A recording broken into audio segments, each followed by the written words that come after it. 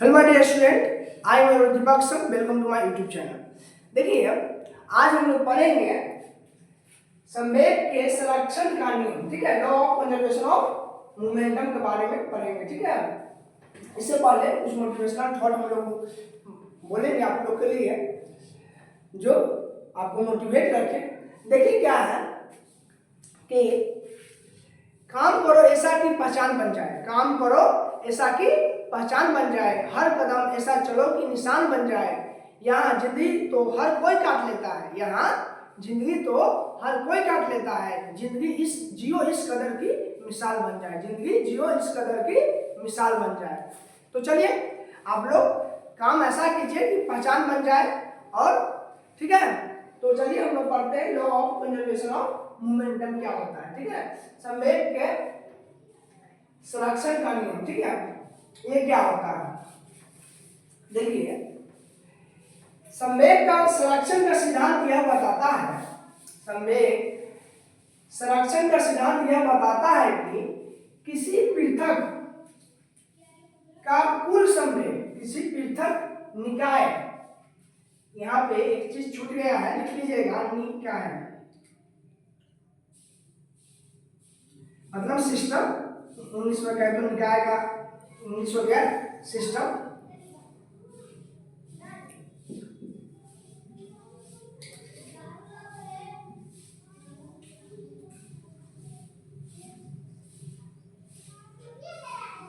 देखिए मार्कर भी धोखा देता है, निकाय हो गया। ठीक है, बोल रहा है कि संवेग के संरक्षण के सिद्धांत यह बताता है कि किसी पृथक निकाय का कुल संवेग को न तो बनाया जा सकता है और न ही नष्ट किया जा सकता है, यद्यपि इसके न्यूटन के गति के नियमों द्वारा वर्णित बलों की क्रिया के माध्यम से परिवर्तित किया जा सकता है। ठीक है, संवेग किसी सिस्टम का जो संवेग होता है वो न तो वह नष्ट किया जा सकता है, न तो वह बनाया जा सकता है। कुल क्या रहता है? संवेग संरक्षण कंजर्व रहता है। ठीक है, इसको हम मैथमेटिकल फॉर्मूला में डिराइव करेंगे और देखेंगे कैसे जो है कि जब दो ऑब्जेक्ट, दो वस्तु डिफरेंट वेलोसिटी का रहता है और आफ्टर कॉलिजन उसका संवेग भी उतना ही, मतलब कुल संवेग, सिस्टम का जो संवेग है वह बराबर ही रहता है आफ्टर कॉलिजन और बिफोर कॉलिजन। ठीक है, देखिए ये कहता है, एक और बातें हैं, संवेग वस्तु के द्रव्यमान तथा उसके वेग के गुणनफल है। ठीक है, सही बात है, संवेग जो है वस्तु के द्रव्यमान तथा उसके वेग के गुणनफल है तथा यह वस्तु को विराम अवस्था में लाने के लिए आवश्यक कुल बल के बराबर भी होता है ना। तो बोल रहा है संवेग क्या है, संवेग को पी से डिनोट करते हैं ना, तो ये product of mass and velocity है। ठीक है, ठीक बात है कि product of mass and velocity है। ठीक है, और इसको विराम अवस्था में लाने के लिए कुल बल के बराबर भी होता है संवेग। ठीक है, तो चलिए हम लोग इसके बाद पढ़ेंगे उसको जो है एक्सपेरिमेंट, मतलब मैथमेटिकल फॉर्मूला से कैसे हम समझेंगे इसको, संवेग कैसे आफ्टर कॉलिजन बिफोर कॉलिजन कैसे संरक्षित रहता है, उसके बारे में हम लोग सीखेंगे। देखिए, अब हम लोग पढ़ेंगे इसको, देखेंगे कैसे जो है कि किसी सिस्टम का संवेग जो है बिफोर कॉलिजन, टक्कर के पहले और टक्कर के बाद कैसे कंजर्व रहता है, कैसे संरक्षित रहता है। ठीक है, मान लीजिए एक सिस्टम में, मान लीजिए बॉल ए है और बॉल बी है। ठीक है, इसका u1 का जो वेलोसिटी है, u1 का वेलोसिटी जो है ut के वेलोसिटी से क्या है, ज्यादा अगर रहेगा तो कुछ समय बाद after some time A B से क्या कर रहा है, कोलाइड कर जाएगा, है ना, टक्कर हो जाएगा। मान लीजिए बॉल ए जा रहा है और बॉल बी जा रहा है। ठीक है, बॉल ए और बॉल बी दोनों का अलग अलग वेलोसिटी है, यू का वेलोसिटी u1 का वेलोसिटी और u2 का वेलोसिटी से ज्यादा रहेगा तो कुछ समय बाद क्या होगा, ए बी से टक्कर हो जाएगा नहीं हो जाएगा। जब तक कुछ मान लीजिए कुछ समय के लिए दोनों का टक्कर होता है, ठीक है, टी समय के लिए, बस वो क्षणिक समय होता है, ठीक है, तो टी समय के लिए मान टक्कर हुआ। फोर कॉलिजन टाइम लिख सकते हैं, इसको इधर भी लिख सकते हैं, कॉलिजन टाइम या टक्कर का समय, तो का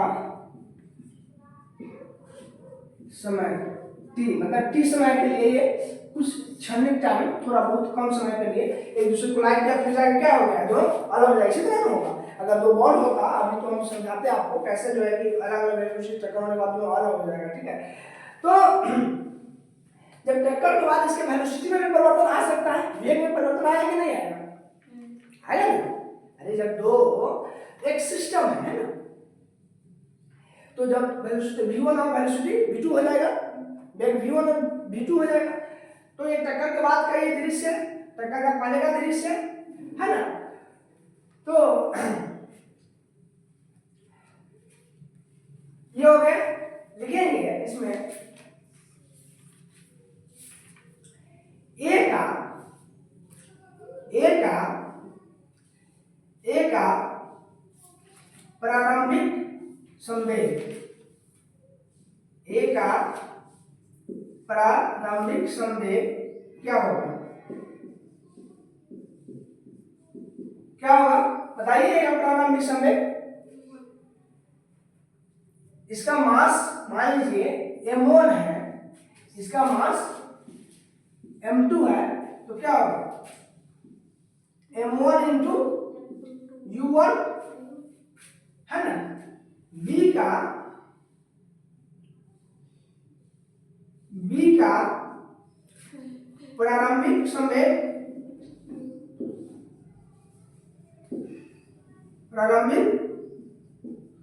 क्या होगा m2 इंटू u2, ठीक है। उसी तरह टक्कर के बाद का समय ए का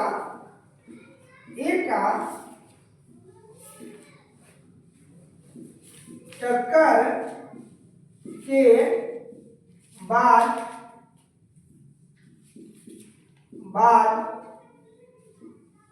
का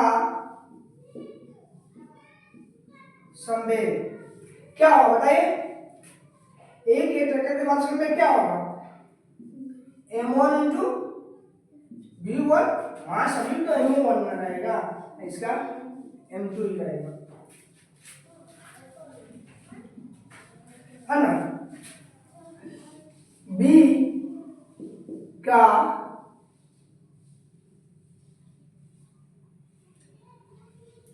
का संवेग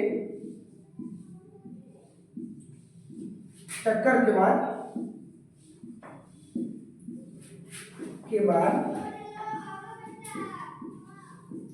क्या होगा, v2 होगा।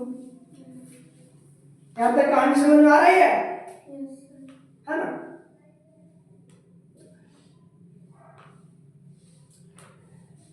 यहां तक देखिए,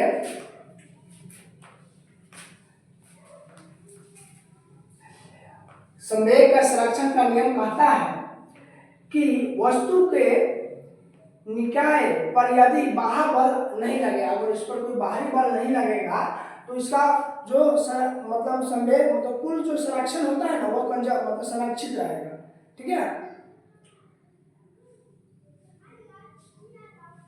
मोमेंटम जो होता है जो है कंजर्व रहेगा, ठीक है, अगर इस पर कोई बाहरी बल नहीं लगेगा तो, ठीक है। चलिए इसके बाद फिर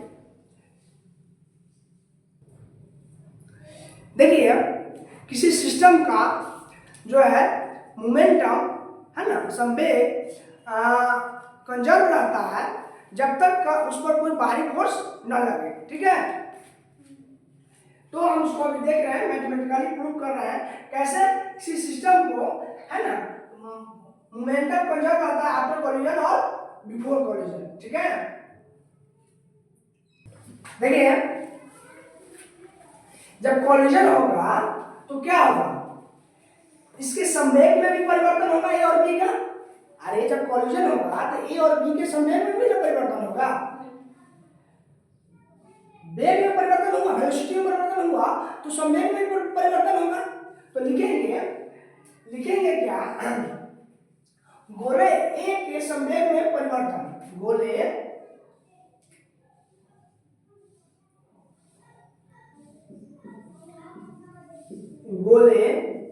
ए के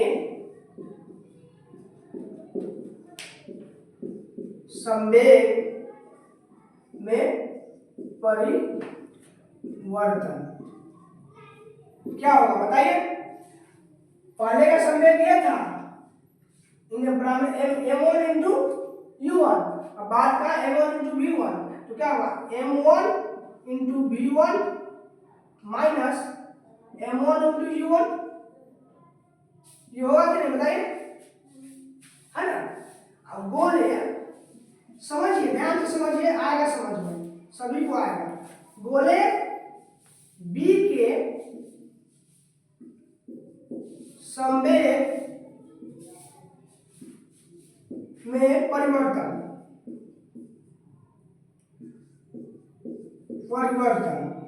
क्या होगा, m2 into v2 minus m2 into u2, होगा कि नहीं इतना बताइए। कह रहा है कि संवेग संरक्षण का नियम कहता है कि अगर किसी सिस्टम पर कोई बाहरी फोर्स नहीं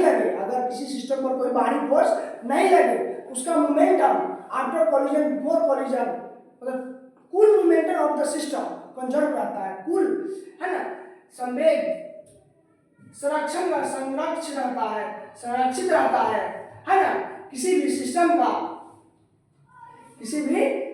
का आफ्टर कॉलिजन बिफोर कॉलिजन का जो मोमेंटम होता है वह क्या होता है, संरक्षित रहता है, कंजर्व रहता है, अगर उस पर कोई बाहरी फोर्स न लगे तब, ठीक है। यही संवेग के संरक्षण का नियम कहता है ना। किसी भी सिस्टम का मोमेंटम हमेशा संरक्षित रहता है, ठीक है। चलिए आगे देखते हैं। न्यूटन का तृतीय नियम कहता है कि जब कोई वस्तु कोलाइड करता है ना, टक्कर करेगा, तो ये भी इस पर फोर्स लगाएगा, ए भी बी पे फोर्स लगाएगा और बी भी ए पे फोर्स लगाएगा, है ना। और ये फोर्स क्या होगा, एक दूसरे के विपरीत दिशा में लगाएगा, एक्शन रिएक्शन पेयर होगा। तो क्या लिख सकते हैं, हम लिख सकते हैं यहाँ पर कि force on A due to B, क्या negative of force on B due to A होगा। ये न्यूटन का तृतीय नियम के अनुसार लिखेंगे, according to Newton third law of motion,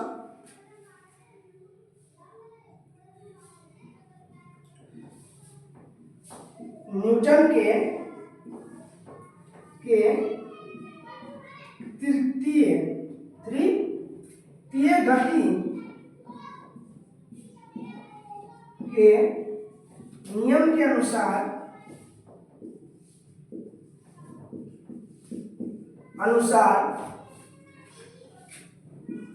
F force on A due to B equal to negative force on B due to A, होगा कि नहीं होगा। ये न्यूटन का तृतीय नियम कहता है, समझ में आया। अरे क्या है, ए बी जब कोलाइड करेगा तो एक दूसरे को फोर्स लगाएगा नहीं लगाएगा एक दूसरे को फोर्स। तो जब फोर्स एक दूसरे पर लगाएगा तो न्यूटन कहा जाता है जितना फोर्स हम पे वो लगाएगा उतना ही फोर्स हम भी उस पर लगाएंगे, ये न्यूटन का तृतीय नियम कहता है।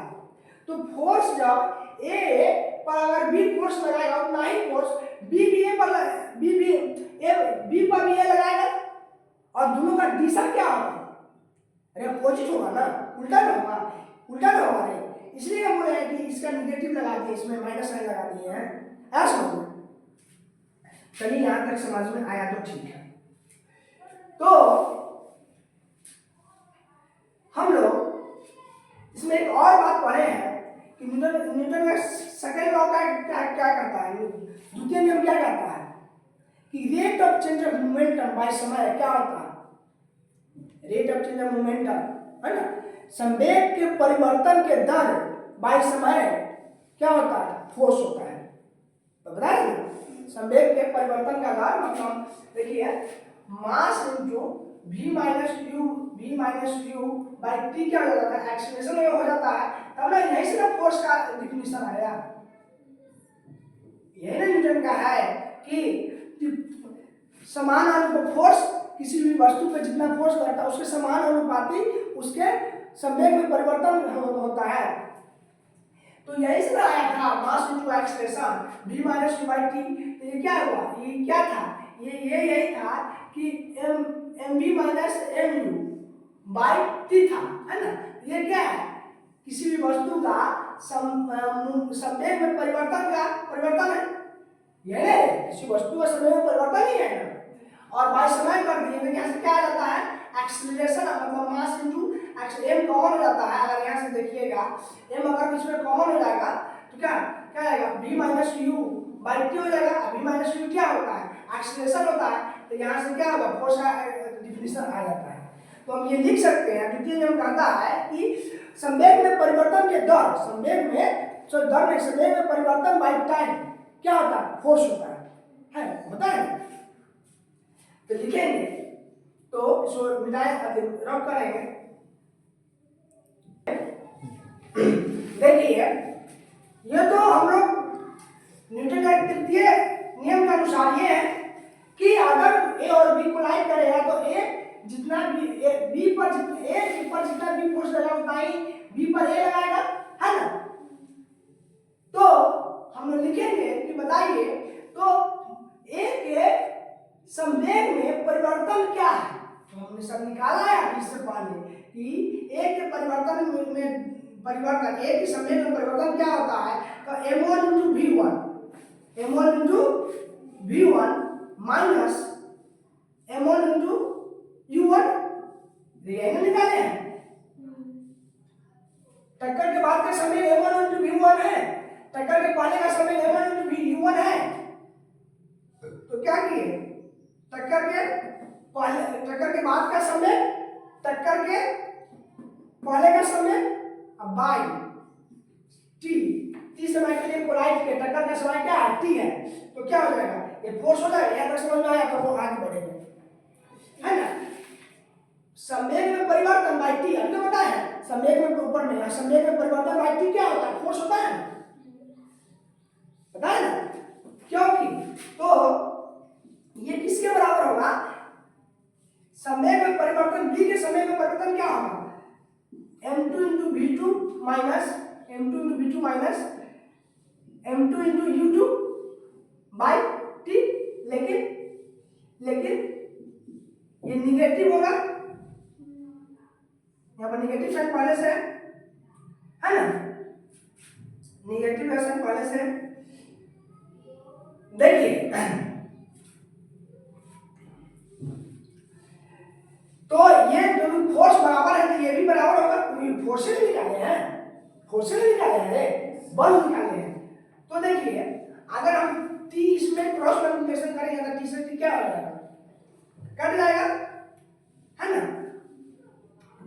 काटेंगे टी से टी, चाहे अभी नहीं काटेंगे, ऐसे आप लोगों को थोड़ा और एक स्टेप। तो हम क्रॉस मल्टीप्लिकेशन करेंगे तो क्या हो जाएगा, दोनों में टी से मल्टीप्लाई हो जाएगा, T into m1 into v1 minus m1 into u2 equal to minus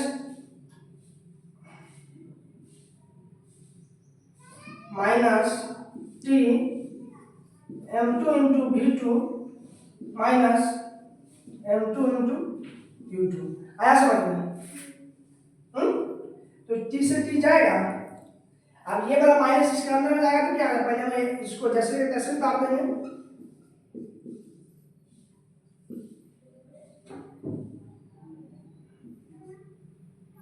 ये ना चाहिए हमको, अंदर कुछ नहीं है। m1 इंटू u1 होगा ना, हाँ u1 होगा, यहाँ पर हम लोग u1 होगा, यहाँ भी क्या होगा m1 और u1 होगा।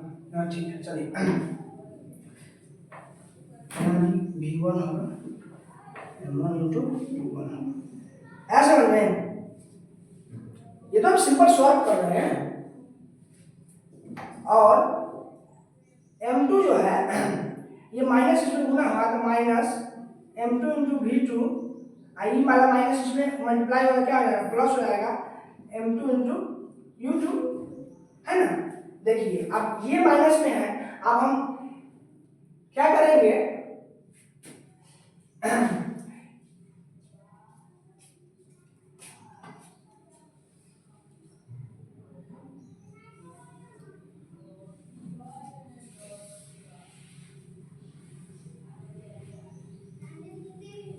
कुछ यहाँ पर मिस्टेक नहीं हुआ है,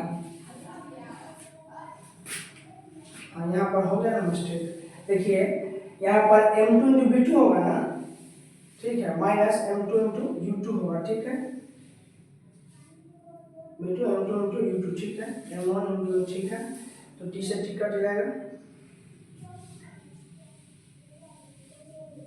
ठीक है। चलिए अब इसको इधर ले जाएंगे, इसको इधर लाएंगे, ठीक है, इसको इधर लाएंगे, m1 into v1 plus m2 into v2 equal to m2 into u2, आइए, प्लस m1 इंटू u1।